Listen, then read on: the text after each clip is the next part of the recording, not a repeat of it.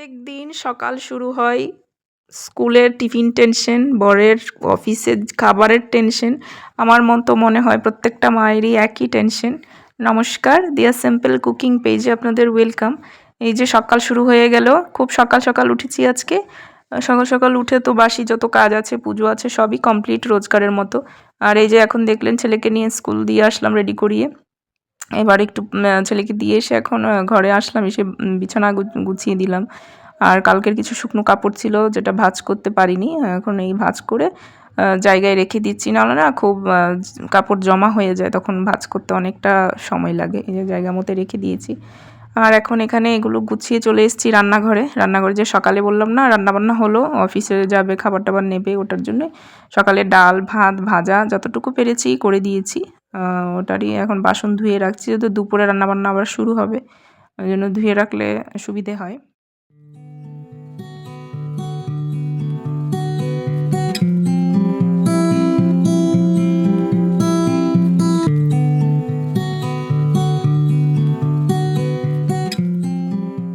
এই যে এটা আবার অনেকক্ষণ বাদে একটু রেস্ট করে বসে মোবাইল দেখছিলাম, ফোন টোন ঘেটে এখন ভাবলাম না বেলা হয়ে যাচ্ছে, রান্নাটা বসিয়ে দিই।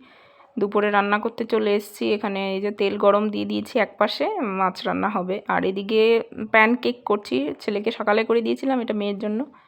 ও আজকে স্কুল যায়নি, ওর যেহেতু সামনেই পরীক্ষা, তাই ঘরে থেকে পড়বে আর কি। এই যে প্যানকেক হয়ে গেছে, আর ওইদিকে মাছটা হয়ে যাচ্ছে। আজকে করছি মাছের ঝাল। এই যে প্যানকেকে এখন আবার ওই নিউট্রেলাটা চকলেট স্প্রেড দিয়ে খাবে, ওটাই মেখে দিচ্ছিলাম। আর ওইদিকে আমার মাছ ভাজাও চলছে। কাজের কোনো শেষ নেই বাবা, সকাল থেকে দুপুর অবধি শুধু কাজ আর কাজ। এই যে আর মাছ ভাজা, মাছের ঝাল করব, রেসিপিটা আপনাদের সাথে শেয়ার করছি। কিন্তু ওই মাছটা কী মাছ আমি না নামটা ভুলে গেছি।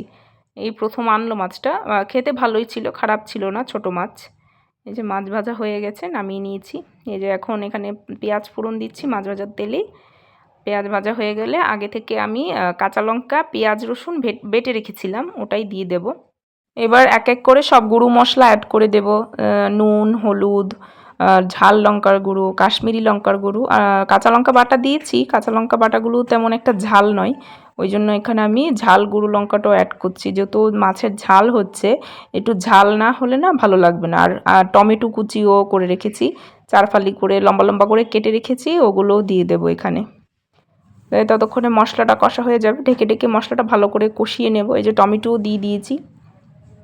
এখন এক এক করে গুঁড়ো মশলা সব দিয়ে দিচ্ছি। এই যে লঙ্কার গুঁড়ো দিয়ে দিলাম, কাশ্মীরি, এটা হচ্ছে বেশি করে দিয়েছি, ঝাল লঙ্কার গুঁড়ো, সব দিয়ে ভালো করে মশলাটা কষিয়ে খানিকক্ষণ ঢেকে নেব, যাতে টমেটোগুলো নরম হয়ে যায়।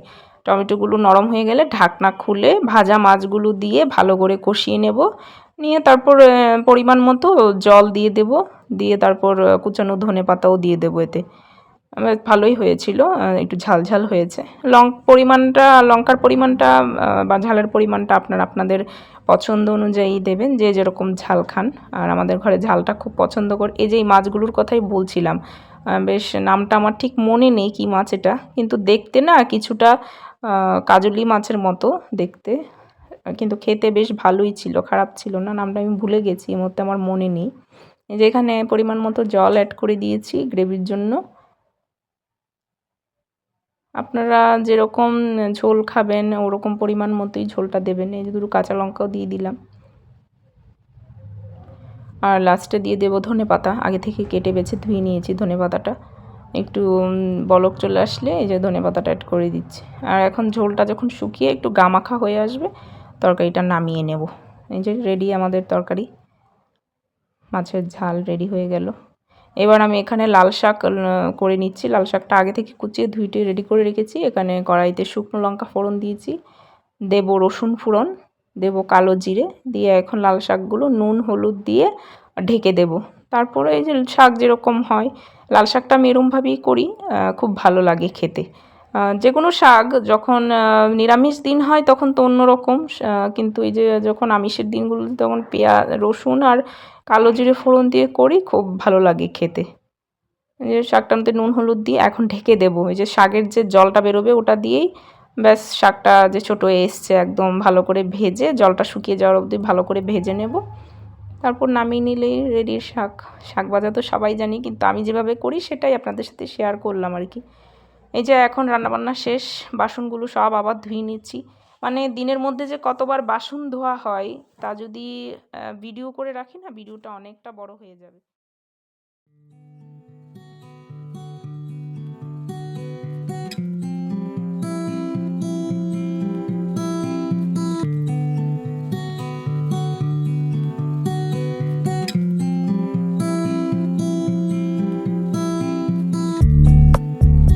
পেঁয়াজকলি ভাজা, লাল শাক, এখানে আছে একটা বড় কাতল মাছ ভাজা, যেটা মেয়ে আর আমি হাফ করেই খেয়েছি।